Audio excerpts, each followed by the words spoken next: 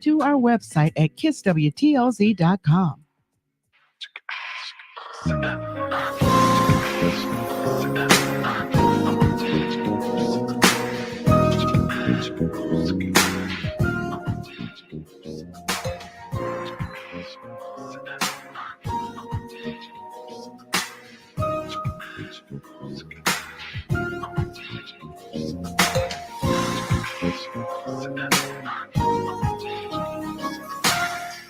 Good evening, ladies and gentlemen. Welcome to another edition of Straight Talk. I am your host for the next hour, Kareem J. Bowen.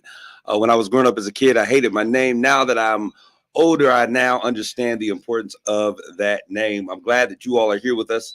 If you're tuning in today via social media, please like, tag, and share this conversation with everybody in the neighborhood, your family, your cousins, your play cousins, the good friends down the street. It's time for Straight Talk. I'm in the studio today with my main man, Matt. We call him White. So what's good, Matt? I'm doing pretty good. How are you doing today? Good. We're gonna take Matt to a cool class, Matt, because you a cool dude. We've had conversations off air. I'll be like, White Soul. When I say White Soul, you got to be like, hey, how you doing? This is White Soul. Let me hear you. Hey, how are you doing? I'm White Soul. Okay. It's in the works, y'all. It's going down. A good shout out to those, the first few, Jeffrey Bulls, Rebecca Townsend Garth in the social media stream.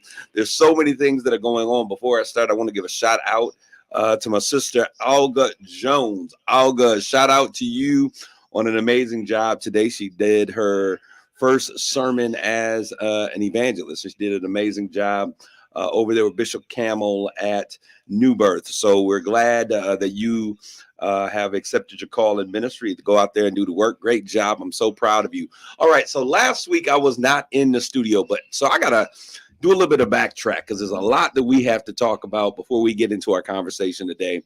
My conversation today, when I very first started this show back in 2018, can you believe it's been 6 years? 2018, 25 different producers. I started talking about the importance of the village. Like, we got to build the village. What's going on with the village? And so we're going to get back to a village conversation for today. But before we do that, I got to talk about this situation. First of all, I'm going to do my man one, rest in peace, in power, O.J. Simpson. Now, why am I saying that? Because the man died. And it was interesting. This is what was interesting to me, because I'm going to just say this. There's a couple of things that I just want to throw my thoughts out there. Now, whether we thought OJ was innocent or guilty was not the issue in Black America. I'm going to bring my brother. I have one of my brothers, T. Reed. He's in the studio because I want him to get in on this with me. Because if I'm going to be ruffling feathers, I'm going to have somebody ruffling with me. What's good, my man? T. Reed is in the studio. Hey, good brother. How you doing? Hey, my man. Okay, so let's talk O.J. Simpson for just a second. And the reason I want to talk about O.J. because O.J. passed away. And it was interesting because they brought up, what was the dude's name? Kato Kalin, and Ron Brown is still mad, which I understand. You feel like this man killed your daughter. I could understand that.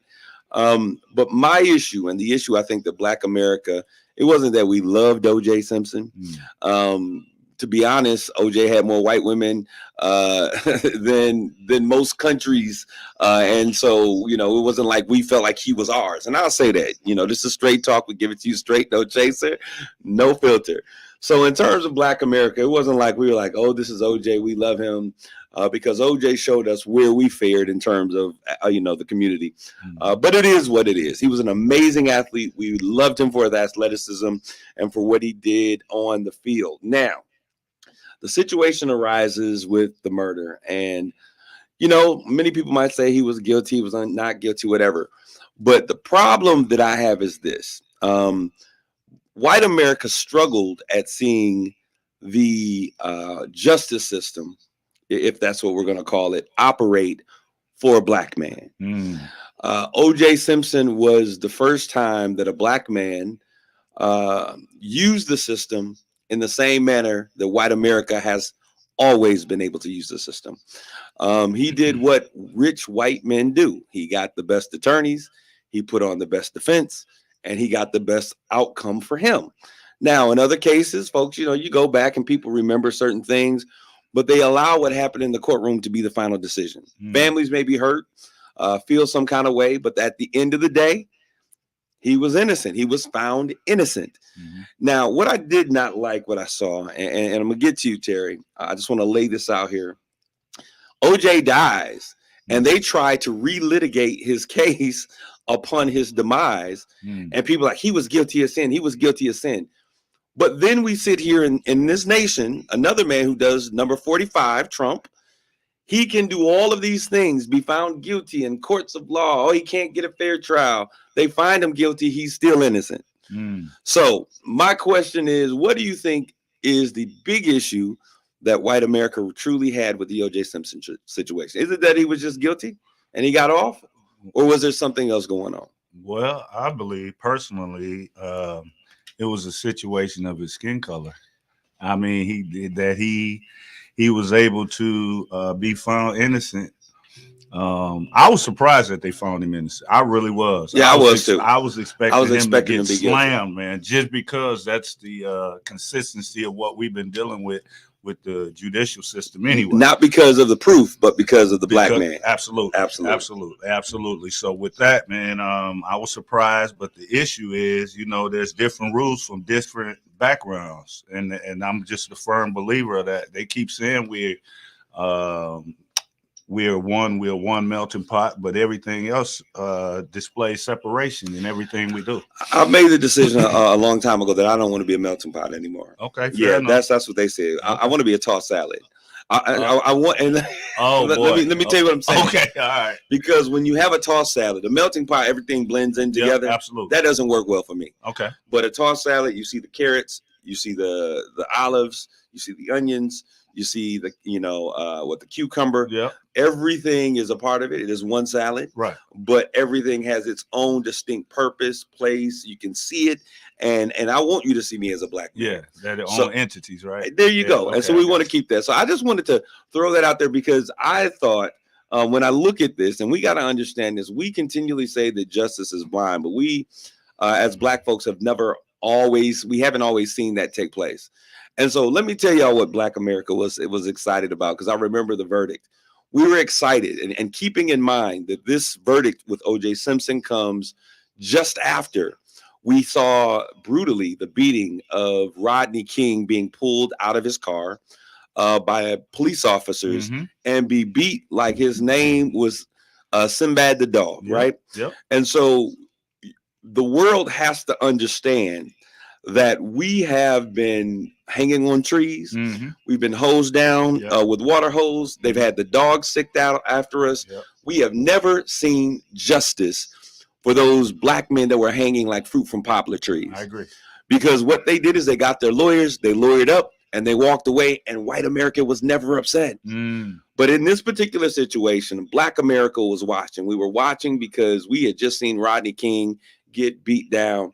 And so when the terms or the balances, scales of justice turned in OJ's favor, whether you liked him or not, you were happy because for the first time, a black man was able to utilize the justice system and get a similar outcome that white America has been privileged to experience their entire life. I could care less if, anything else. Justice served its point. And so whether you like it or not, if Donald Trump can be innocent, so can OJ. Rest in power. All right, so we're getting ready to turn. I want to just talk about some of these things. Were you going to say something, G? No, go ahead. I want to turn because there's some things. The village, come on, y'all got to wake up on some stuff. And the reason I say this, I always say that history is lost on the young because we do not have a sense of how things operated, what happened, what was going on. And now we see that when we get to this stage, and I say this real, I'm not a racist. I'm not trying to be mean. I'm not trying to make nobody mad at nobody, but I need y'all to wake up and see some stuff. All right. We often, as black folks, we will buy any narrative that other people buy us. We struggle with being able to say that we stand for black people, Black America. We have been pushed into this thing where we have to say black and brown people because they've made it bad whenever black people stand up, patronize, empower other black people when other nations do it as a regular way of life. Okay. And so I'm getting ready to say this. When I think about this, we've got to begin to understand that there are folks who are trying to rewrite history as we live. There are revisionists and folks who are taking pens and paper. They're trying to remove the history. They're trying to remove us from history. They're doing everything that they can to make sure that the story is different than what it's told. Now, there's a whole bunch of stuff that's been going on, but this is why. And people, and this is crazy. What's the young little white Caitlin? What's her name? The basketball player, Clark. Caitlin Clark. Okay, phenomenal basketball player. No, you can't take that away from her. To try to take that away from her, that would make you a racist. Absolutely. All right, Absolutely. because girl got game. She's talented. And I love to see when folks have game. One thing I love about my people, our people, Terry, is that we can say and we can celebrate other people because it don't take anything away from us. Exactly. All right, so girl has game. Now, this is my problem. It is the Larry Bird effect. It is it Joe DiMaggio effect? Whenever we do something and we do it well, it's every day because we do it. J-Lo come out with a booty all of a sudden. Oh my goodness, look at her badunkadunk. Oh, and Mix-a-Lot was 20 years ago talking about, look at that butt. And so we as a people, we allow other people to come in and appropriate our culture. She comes in, now it's cool. Her and Kim K, now it's cool to have a butt. And the world is paying tons of, now y'all out there trying to get more butts, and you was born with it, right? We were concerned about our lips and our nose being too big, all of these things. But when white America buys it, it now is okay. And they get credit for bringing these things back into fruition. It's absolutely mind-blowing to me. Right. Caitlin comes along. Now, we've had Lisa Leslie, all of these other greats that have transformed and revolutionized basketball. And we haven't seen everybody, I'll say that. Everybody doesn't come to the game with the same, it didn't always come to the game with the same level of excitement, Terry. I agree. But there is something she's going to transform the game. She's amazing. What is she transforming about the game? That's my question, Terry. Nothing. Absolutely nothing. She's going to change. She's a shooter. But that's in there. That's the way. That's their narrative. This is nothing new to us. This is every day for us. This is not surprising. If you see a person of color doing that, it's not surprising to us. That's why everything you see nowadays, from whatever it is, or if you watch the commercials, they pattern themselves. When I say they, I mean Europeans. Not just European, everybody. Well, okay, everybody. Okay, I'll change it to everybody. Yeah. So everybody is starting to transform their ways, their culture, or how they talk, the clothes they wear, everything into the way we do things. Black business is big business. No doubt. Our culture is big business. No doubt. Dreads, braids, natural styles is big. I saw a white brother, and I had to give him down. I saw a white brother the other day in the grocery store with an afro bigger than Michael Jackson. Bro was wearing it. He was clean, though. Yeah. Straight. I mean, but this is appropriation of our culture. No doubt about it. And so what I want to say to my people, to the village, is we've got to begin. I'm going to tell you, we got to start sharing this history with our kids. That's it. Because our kids believe, they're starting to believe that other people created these things that were a part of our culture. And when we speak up against it, they say, that's racist. You shouldn't say that. Go ahead. I want to add something to that about Caitlin Clark. They said she set the record. It's two black women before her that set those very records. And there's another high school freshman that's coming after her, man. Right. That is dangerous. Right. Breaking the records that she set when she was in there. Right. So I don't understand why the history part of it starts with when she did it, when they know prior to that those things had already taken place. It's called revisionism. I got you. And so we have to make sure that we are teaching our community what is important, what's going down, what's happening. We need to open up them books and get into those books and share with them the legacy, the beautiful, rich legacy that we have as Black people. Now, I want to turn the page because something has happened that we haven't shed much light to. Okay. In Chicago, if anybody's on my Chi-Town people out there, tag somebody in Chicago so that they can hear this conversation.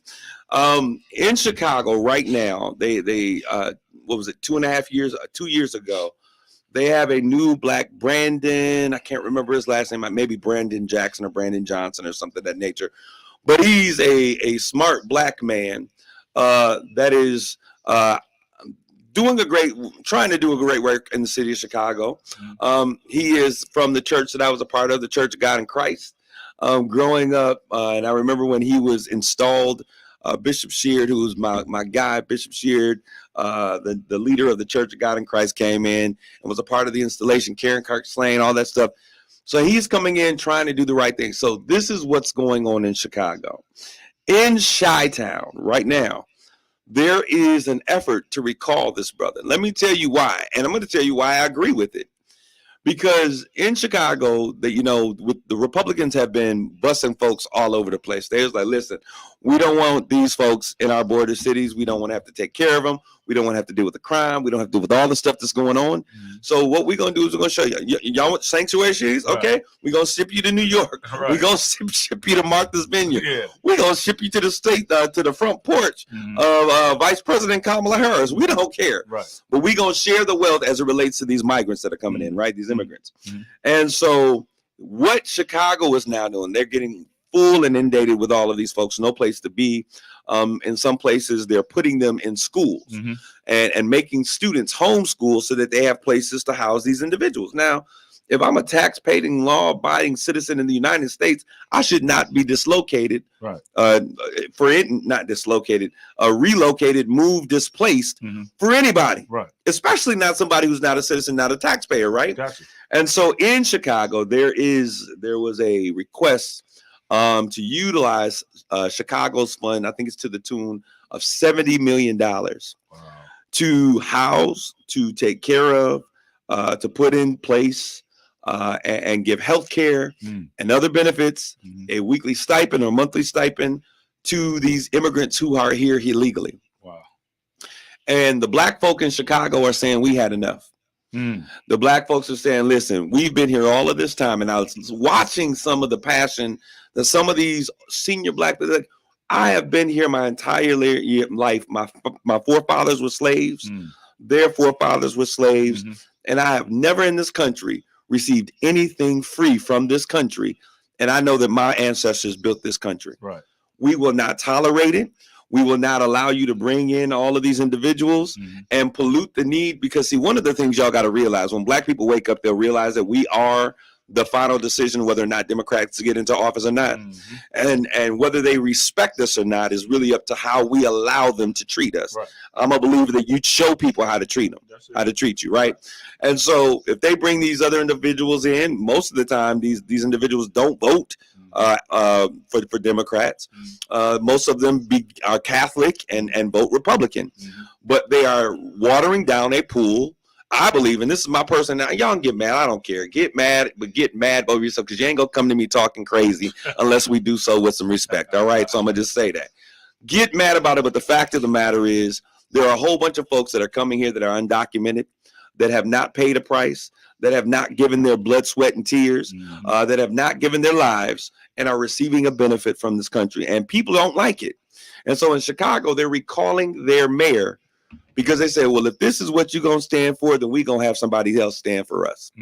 What do you think about that, Terry? Man, I don't know what to think about it. I think there's a lot of people out there, so I'm curious. Yeah, I truly don't know what to think about it, man. I mean, because we're a land of immigrants, a country of immigrants. I understand, but I don't do politics. You know what I mean? I just don't do politics, and that's just my belief. So I don't. Okay, so if you don't do politics, and I get that, okay, because I'm not a politician. Okay, I would say I try to be politically inclined, because I think that as a man of faith, you have a responsibility to do your civic duty and to be a active participator. Okay, and I hear a lot of brothers say that I don't do politics. Yeah. But you do finance, right? I do finance. You do economics. I do economics. Okay, so I have to. You have to. I have to. Okay, yeah. So this is an economic situation. Okay, talk to me. When you look at this, if someone is in this country that has not paid taxes, if someone is in this country that has not sown into the fiber and the soil and the makeup of this country, who takes care of them? We do, the taxpayers. Now, for a long time, folks was mad because they had to take care of black people. Right on. We didn't get here by ourselves. I get that. We didn't come over here on the Santa Maria and the Nina Pinta and all them other names. And in 1492, Columbus sailed the ocean blue. We didn't come here like, yeah, let's go to the New World. That ain't how we got here. And there are folks that are mad that they got to take care of us. We get mad when these young women have babies and shit. They didn't. We are a product of being here. We say, we got to take care of them. Stop having that whole conversation. Right. But they're here. and they're a part of our heritage, and they're a part of who we are. So we got to take care of them. However, when we let people come over who don't have to be here, and I do understand the importance of folks coming over for political asylum. Yeah. And I'm reminded of what happened when those Haitians, whose country is under siege by thugs right now, left Haiti and came through that same path through Mexico for freedom of speech, for safety, for political asylum, and they were put on a plane and they sent their black butts right back to Haiti. So somebody needs to tell me, what is the difference between what happened with them and what's happening today with what's coming across the border? That's a deep question. That is a deep question. That is a deep question. Go ahead. This is the only way I can respond to that. The very people that they allow, and this is a generalized statement, the very people that they allow to come over here and give them tax breaks, give them ways to go to open and establish businesses, they treat us any kind of way. I don't understand. We allow ourselves to be treated. Right. Well. Because you just don't go. You don't patronize. You don't. Right. So my thing is, why? My only question is, why don't we have that very same path to tax credits, tax breaks, and things like that? Like some of these. Absolutely. Some of these. That's what Chicago's saying, bro. Yeah. So that's bothersome to me. And then they allowing these people, these different ethnic backgrounds, to come into the inner city, trash our place, take our money, don't give us our complete change, and talk to us any kind of way, and then expect us to be civilized individuals. And what do? Come back the next day. People are passionate. Yeah. We get angry, we get upset, we go off, we get crazy, and we come back the next day and give you our money again. We forgive way too easy sometimes. And so what I'm saying is this, Terry. I agree. To all my black brothers out there who talking about they don't do politics, Jay Boys, you're right. You can't change anything in this country. Unfortunately, change happens when you use your voice. That's true. All right. I want to say this because there was a system that the state of Michigan was using. It was called E-grams. And I was hot as fish grease when this thing did not accept a proposal that I put in, right? But I didn't stop there. See, this is what we do. We get mad. We yell at the system. We want to have somebody to yell in their face. But we got to understand how the system operates. Right. So I got on my computer and I wrote a letter. I wrote a letter and I told them, I put bullet point. I had to calm down. This is what's wrong. This is what disenfranchises. This is why this is racist. Systemic racism does exist because racism is in the policy. I explained all of these things, wrote it down. I got an email just a couple of days ago. They said, thank you. They were thanking me for the letter. I was asked to come down and testify before the appropriations committee. They're no longer using that system. They're going, because you have to operate in the system to make change happen in the way that the system understands. Your voice, your vote is your voice. Black brothers who don't believe in the process. If you want change to happen in your community, Terry, I got to make you politically astute. I got to make sure you understand the policies. I got to make sure that we understand how the government works, how the system works. This is a conversation for the village, okay? We want things to happen in our community, but it doesn't get done by screaming, being mad, throwing a fit, throwing a riot. That stuff tears up your own neighborhood and nothing changes. That's true. So we've got to begin to make sure, I'm telling you, the most politically inclined group of people on the planet should be black people. And this is why I say this, because it is because of policies. In 1500 and something, when Ferdinand came over here and he was was it Ferdinand? And he settled in what was referred to as the Indian Territory, which is now the state of Oklahoma. He brought with him 3,000 African slaves. In addition, the Trail of Tears, when black folks were displaced as slaves to the natives, everybody has benefited from free labor from black people in America. Trail of Tears, they finally kicked the Indians out who were enslaving us as well. They moved them out to the Indian Territory out there in Oklahoma. They put a treaty together with the United States government at that time. Oklahoma was not a state, didn't become a state till 1904. November 1904, Oklahoma becomes a state. There are thousands of black people, over 40 different communities that were run that look like Greenwood. where black people were taking care of themselves. They were taking care of one another. They were building wealth. They were cropping. They were doing all of the things that makes us a viable community. You know what happened November 1904? Oklahoma becomes a state. You know what happens December 1904? No, Congress passes what is called Senate Bill number 1. They pass a bill that basically institute Jim Crow laws from the South into this new state of Oklahoma because black people were making too much wealth and doing too well for themselves. Policies, laws. We got to get involved with this process because it is the voting process that will change the dynamics of our community. If we want money to come to our community, don't vote people in who don't bring money to your community.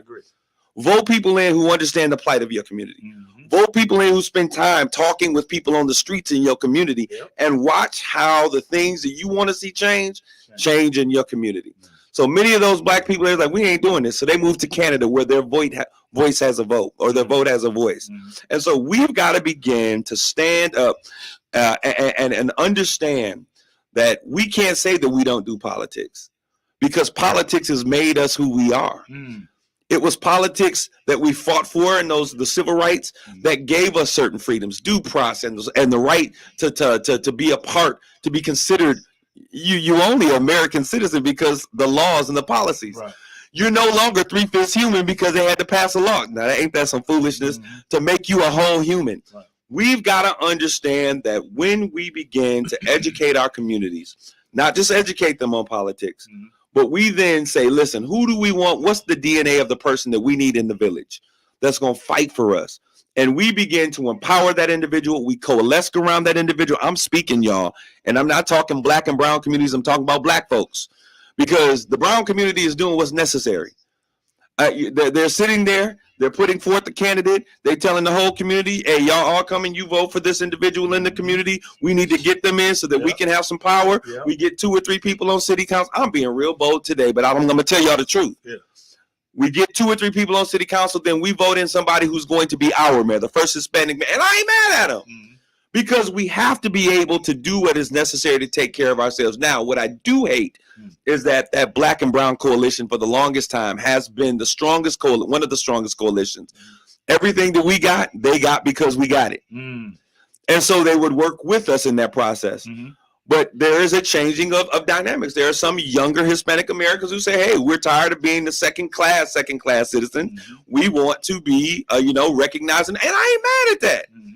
But what I do want to say to my brothers and my sisters out there, testing, 1, 2, 3, is that you need to realize that if you're not a part of this process, then you're a part of the problem. POC coalitions, black erasures, people of color, right? We black people. Twan Williams, I'm going to read your comment out here. He says that voting is a powerful tool of change. This is why our forefathers went through hell to be able to do so. It is our voice. You are absolutely right. Shar Goolsby, all the way, my beautiful sister. Gorgeous. Down in Detroit, she says the immigration system has been broken. This influx now is out of hand. There are those that benefit from the broken system financially and politically. You better say it. You better believe it. Sherry Lalong out there. Absolutely. Policy won't change unless we vote. Policies don't change unless we do. A gun on the table kills nobody, but you put it in somebody's hands and then someone has to die, right? Has the ability to die. Our government is the same way. It doesn't change just sitting there. But when you put information and proof and understanding in the hands of our people, then we can pull the trigger and make change happen. We're going to take a quick commercial break. We'll be back with more Straight Talk. You're listening to Straight Talk with Kareem Bowen on KISS 107.1.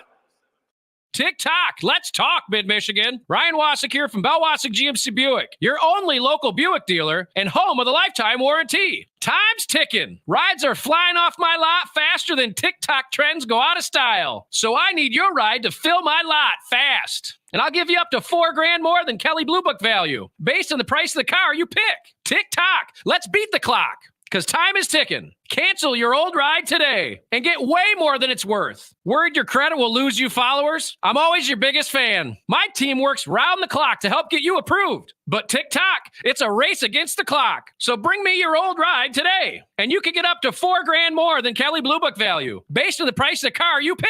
I'm Ryan Wasik and I'm your dealer for the people. See all my trendy rides at RyanApproved.com. That's RyanApproved.com. Credit requires bank approval. Vehicle purchase price determines actual trade allowance. Negative equity may be refinanced. Offer absolutely ends April 30th, 2024. Kelley Blue Book is a registered trademark of the Kelley Blue Book Company. TikTok is registered trademark of TikTok Limited. Hi, I'm Lauren and I work for Meijer. People ask, why do I shop there? It's because I get everything in one stop. Like this week's hottest deals on pork loin chops for $1.49 per pound and mandarin oranges 3-pound bags or navel oranges 4-pound bags. Buy one, get one for $1. Plus, I can save even more with M-Perks when I shop in-store, online, and with every qualifying prescription filled at the Meijer Pharmacy. Meijer has all I need in just one stop. Exclusions apply. See all deals in the Meijer app. Thanks for calling Discover. This is Gabby. Hey, Gabby. It's Jennifer Coolidge. Hi. I'm so glad I reached you at 2 a.m. Oh, of course. Anyone with a Discover card can call and talk to a real person 24/7. Now, how can I help? Yeah, I used my Discover card to buy these yellow pleather pajamas, and I'm just not sure I'm pulling them off. 24/7 U.S.-based customer service. It pays to Discover. Limitations apply. Learn more at discover.com/credit card. This is the Community Update, where you can find out about all of the great things that are happening in Saginaw, Bay City, and Midland. Hope Springs Eternal, it's a blood drive happening on Saturday, April the 20th from 10 to 2:30 at the Saginaw YMCA, located at 1915 14th Street here in Saginaw. Women of Colors present Time to Have a Conversation, a veteran's take on mental health, happening on Friday, April the 26th at 7 p.m. It will be live streamed on the Facebook pages of Women of Colors, KISS 107.1, WSGW 106.3, and The Moose. Saginaw Valley Baptist District Association, along with the Great Lakes Bay Community Resource Association, present their Community Expo Fair, happening on Saturday, April the 27th from 10 to 3 at the Buena Vista Community Center, located at 1940 South Otter Drive. Calling all community partners and friends. It's the first annual Pins for Prosperity, a bowl-a-thon, happening on Sunday, April the 28th at noon at Stardust Lanes, located at 3750 Bay Road here in Saginaw. Alpha Kappa Alpha Sorority Incorporated Eta Upsilon Omega Chapter presents their 40th year's Hats Off to Mom celebration, happening on May the 4th at 6 p.m. at the Horizons Conference Center, located at 6200 State Street. Women of Colors and Delta College presents their Women of Colors and Delta College Wellness Expo, Mind, Body, Soul, happening on May the 18th at the Downtown Delta Center. Keynote speaker is Miss Elizabeth Ann Atkins. Community organizers, please submit your events at least 2 weeks in advance to our website at kisswtlz.com. Hey, it's Steve Harvey, y'all. Here's what happened on the Steve Harvey Morning Show. All right, would you rather sit in a hot tub with 5 naked strangers or with your ex? No, I'm finna be butt naked with them strangers. How y'all doing? What's your name? Yeah, how y'all doing? What's your name? So your name, hey, I'm what? Tommy, man. I'm Tommy. Good to meet you. Hey, what's happening? I'm Steve. Family Feud, Steve. Yeah. I know who you are. You want me to? Well, show your love. As a matter of fact, show you love. I'm finna stand up. KISS 107.1, simply the best R&B. You're listening to Straight Talk with Kareem Bowen on KISS 107.1. This is Kareem. We're back with more Straight Talk, and I'm glad to have you all in the studio with me. Thank you all for allowing me to be on my soapbox. I love my community. That's what I want y'all to understand. I love my people. Black is beautiful. They say the blacker the berry, the sweeter the juice. I say the dark, just joking, the darker the flesh and the deeper the roots. But I'm in the studio right now with them boys. And when I say them boys, I'm talking about the men of help. I hope that you all can see them in the studio stream right now. We got them. If you could just work with me, just open up that screen over there. We want to make sure that you can see all of the brothers in all of their rich glory. Just I don't know if we're gonna get it, but we'll make sure we got them all. We got Brother T. Reed, we got Larry Walker Jr., and of course yours truly over Antonio. Why are we in the stream today, fellas? We're gonna have this conversation. There's a lot that's been happening, and I'm not just bringing them in to promote those lime green shirts. I'm bringing them in because when I started this show, Straight Talk, I came to the powers that be here, and I said, listen, I want to do a show that challenges us as Black people to rebuild the walls of the village. We often use that adage, and we've heard it, hey, it takes a village to raise a child. And I've asked the question, what happens when the village is on fire? And our village has been on fire for so many years. And that's right, like, tag, and share, get folks in this conversation, because we're going to talk about what it is that we need you to do to help us in this mission of ending gang violence in our community. You see us with the boys. Fellas, talk to me. What's going on? What's in your heart? This weekend we had an amazing session. Are you even more convinced today that we're on the right path? Absolutely. I was happy. I was impressed by what we did this weekend. I've been watching our videos as if I wasn't there. You know what I'm saying? It's just like intriguing the way that people think that our kids ain't, for lack of a better word, are unsavory, but they not, man. These are well-behaved children, respectful. It's a spirit of respect that falls on them when they come in the building. It's that testosterone. Yeah. I tell single parent moms all the time. They're like, well, we tried that. I'm like, well, you tried it. I said, but let somebody say it with some bass in their voice. That's right. And watch the change. That's right. Larry, you are often the quiet one. He's the eyes and ears of the group. He pays attention. Yes, he is listening. People are coming to him and they shoot, ideas and things, and you bring it back. So where you at, Larry? After seeing where we are this weekend, what are your thoughts? Just share with us. Well, I think we're making progress. Good progress, because people are starting to talk, they're starting to get involved, and people are seeing me in different places and saying they appreciate what we're doing. So that's letting me know right there that we're on the right path. Yeah, that's right. What does it mean to you, Larry, to be giving back to your community in the way that you're doing it right now? Because what I need our community, all of these beautiful people that are out there that listen to this, that will listen to this, is that, yes, we're protecting our seed, but we're also rebuilding what it means to be a Black man in our community. That's right. Absolutely. Because they tell us we can't work together. They tell us we don't care about our kids. They tell us that we don't count. But what does it feel for you to be giving back to your community the way that you're doing it? Well, it makes me feel good, because I understand that we are a product of our environment, right? And I feel bad for these kids coming up, because they don't have what we had, like that village. Yeah. And they misunderstood, and a lot of us get scared of these kids because of their actions. But you have to understand, it's a root and cause for everything. That's right. And there's a reason why they're acting like that. They didn't have the same type of nurturing, they didn't have the same type of upbringing that we had. And when I joined this group, that's what made me feel good, because I seen sincerity with the guys, and I know it's coming from a good place. Yeah. And they just have to be loved on and have to be taught, because, hey man, it's starting home, and the home is not like it was when we was growing up. That's right. So that's why I feel good about where we're going, because we're recreating that type of scenery and environment for these kids. Where Black men are in their faces. Yeah, absolutely. Go ahead, T. Were you going to say something? Well, no, I mean, I enjoy what we're doing. The people are responding. And the thing is, if a person wasn't paying attention, they can get what's the word I'm looking for?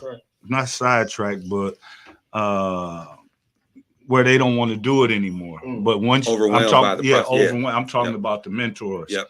But yet and still, when you leave out, you see that people are watching, because they responding to you when they see you. Like Larry said, I hear all the time, man, I love what you guys doing. And in a lot of cases, and I could be wrong for feeling like this, but in a lot of cases, guys said, it's 9 out of 10 guys that say this to me.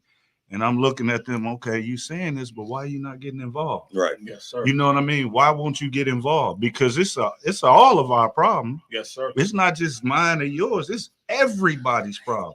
And when he says everybody, we're talking black, white, Everybody. Mexican, Asian. If you are a part of this community, the violence that takes place in this community is all of our problem. That's it. From city council chamber to the Chamber of Commerce for Business, the Better Business Bureau, from Shaheen Development to Garber Management. Because if there is so much violence in this community that nobody wants to come here, your business doesn't fare well. Nobody eats. And so we have, and I said this before, we're bringing the Memorial Cup to the city of Saginaw. Yeah. And I want to say this to my people out there. I told y'all from the very beginning, black people don't do hockey. There's going to be very few opportunities for most of us to be involved. And to be honest with it, you can't be mad. Like how many of y'all got hot skates at home, right? You really don't. Okay. And so this is not something that we do. However, this is a litmus test from all the village folks that's out there. This is a litmus test. Can we pull something like this off? It is a litmus test, because if we can do hockey this time, then maybe we can do, a big game, a big tournament, a big Pop Warner game. Maybe we can do, big AAU tournaments.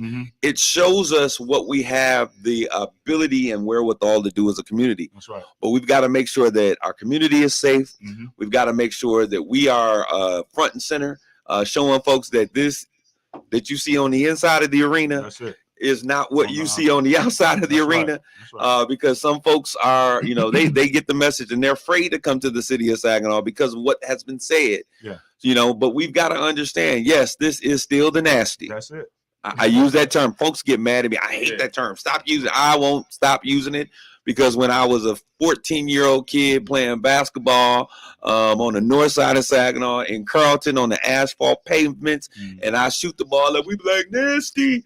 We wanted to be those great people who came before us, the Tony, all of those great athletes and folks that were out there. That's right. The T. Reeds of the world. You better say it. But when we grew up, Saginaw meant that this was a place where folks who look like the men that are on this side of the screen could come in. You could get it out the mud. You could come in from down south with your country bumpkin self, go over to Generous Motors, get a job and get some benefits. And it afforded many of us a way of life. And because people don't understand our culture, they love what our culture looks like, but what they don't understand, they try to change. And so we've got to understand that, and I say this to my light-skinned counterparts out there too, my white brothers and sisters out there as well. Stop being so quick to demonize what you don't understand. That's it. Yes, What's sir. your favorite saying, Larry? Which one? About not understanding. They fear and conquer. People fear what they don't understand and hate what they can't conquer. Hate what they can't conquer. And so we want to make sure that, and that's black men. So let me get back to where we are. What I think is so amazing about this situation is that we're not just coming to the front like Maasai warriors. Remember, Kasaria and Gara are the children. Well, we're not just standing there as warriors in the community. And our mayor calls us her warriors, and we stand with you, Mayor. Every pastor, every person that's in this community, whether you understand it or not, go read your Bible, because it was the kings, the leaders, those who were in governmental power that made the decisions, the decrees, and it was the men of God that went and shared with the leaders. How do we fare? This is what's going on. But we got too many pastors, we got too many politicians and everybody else that don't want to understand your role. The mayor is the lead person in the city, figuratively, but with the city manager, they are the individuals that we put in this place, and we are warriors in the community, on the streets, on the front line. That's right. What I love is that we're not just protecting our kids, but we're, like, as Larry, you said, the thing that made you feel good is that you like the fact that you are impacting these young people. That's right. It let me see something. Our men aren't worthless. Right. Our men are looking for purpose. That's it. Our men are looking for a way to feel like I contribute in this society. And sisters, queens, we call every black woman queen. I told you that. I say that in our studio here, but I also say that about the community. Queens, they let you achieve. Yeah. They let you get your degrees. And they allow all of us. I don't understand, like they don't let, but there are so many barriers and walls and things to hold back the black brother. They don't mind you achieving. In the past, they didn't mind you coming to the house because they was gonna make some big babies that day. Let's be real with it. You know, so we were demonized out in the field. Policies have been stricken against black men. If you keep having babies, you know, if your husband is at home, then you can't get as much money. So if your husband leaves, then we'll take care of you. These are policies that degrade the black family. And then they turn around and say that the problem in the black community is that the black men aren't in the family. Well, thank you, incarceration bills. Thank you, war on drugs, war on crimes. Thank you for punishing crack 10 times the way that you punish powder cocaine. These are all things that kept black men out of the community. Thank you for not allowing your doors into management for black men. Thank you for not allowing us to have the opportunity to get employed like Hemlock Semiconductor, who's in Saginaw County, but so many people are not from the city of Saginaw. They're doing better now. But these are things, and we don't understand that access is a huge barrier that our black men have needed to deal with. So as we give back and we're empowering these black men by showing them their value and their need for them in the community, we're not just building young boys and protecting boys and girls, we building black men. That's it. So what's that? I almost started clapping, bro. For real, bro. Fighting these creative conditions, man, because that's exactly what you're saying. That's what it is. Go ahead. Creative conditions. Yes. You know?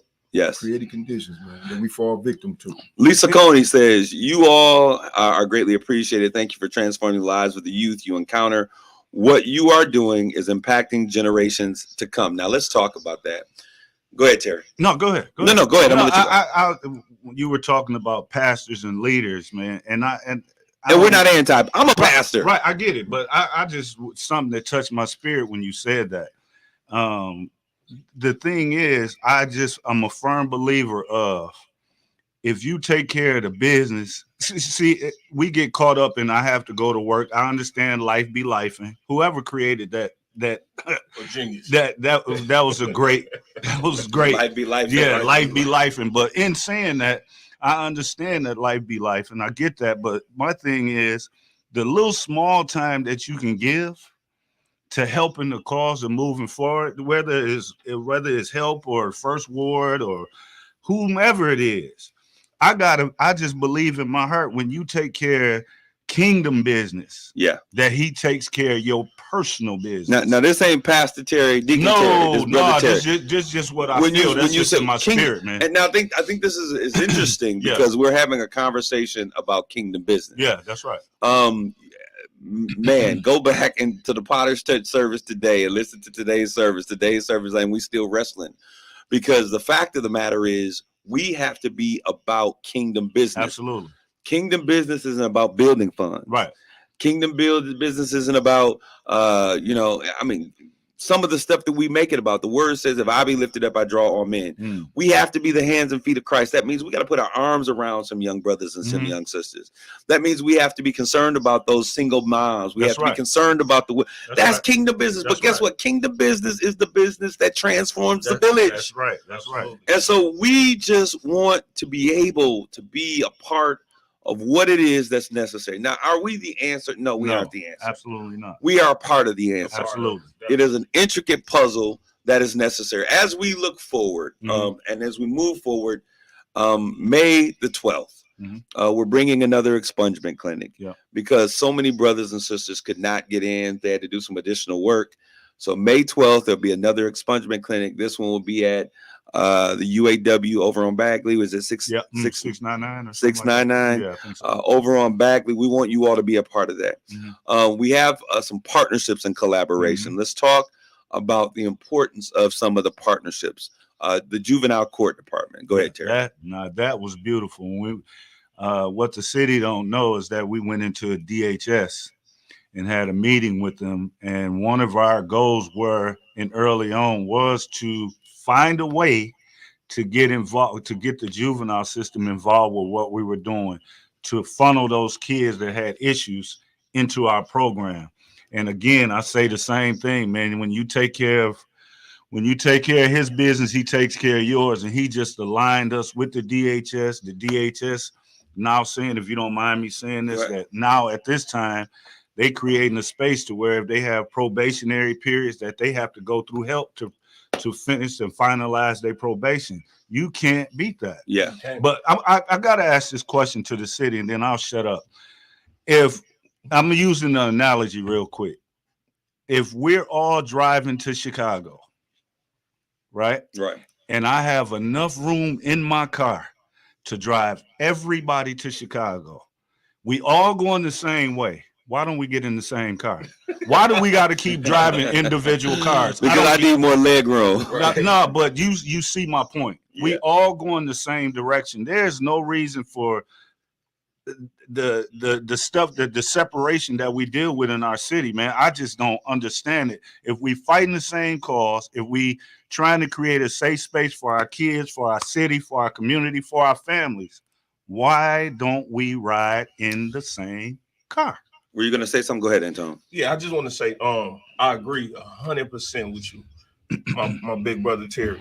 But I do want to send a shout out to all of those new volunteers, the men that's stepping up. Yeah, that's right. That we get every day, like you said, like y'all say, we all see people in public and they giving y'all shouts out, shaking y'all hands, saying I get the same thing. Right. And I try to pull them in and recruit them. Mm-hmm. You know what I'm saying? Mm-hmm. And they come. You know what I'm saying? They call in, they signing up, and they even bringing their kids now. Right, that's good. So kudos to all the men that's doing that. And we want to say thank you to the mothers that's bringing them kids every time we have an event.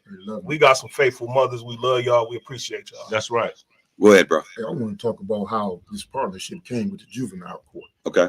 How I want the people to know that we was there supporting a couple of our mentees. That's right. And the court system, the probation officers and everybody, they seen the support that the young people had is in there in unison and supporting these young guys, and they seen that and they were impressed. Mm-hmm. That's how this partnership came. Yeah, with the juvenile courts, and they wanted to partner with us. We didn't have to partner with them. That's right. All right, Tammy Davis, the work the Michigan State worker provided with helping in the process was so great to see her go the extra mile to ensure a young Black man get a second chance. Tammy Davis was one of the notaries at our last, and she says she can't wait. She just helped one of the brothers complete the expungement process that was there with us. Amen. So the fruits of that work is yet happening. Yeah. Now, let me say something to those that are listening. We only have a few minutes left. This time flies like crazy. It does.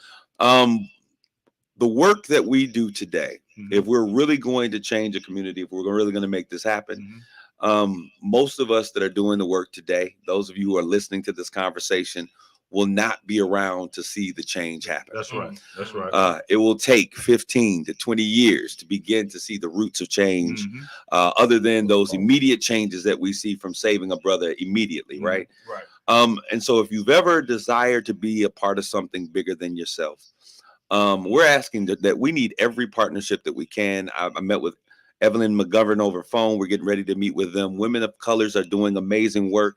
We're not trying to reinvent the wheel. We're not trying to be the people. We simply want to be the part of the process for change that we see taking place. We're working, DHS, they mentioned it. We're working over there with the juvenile court and Judge Meter. We're trying to do whatever we can.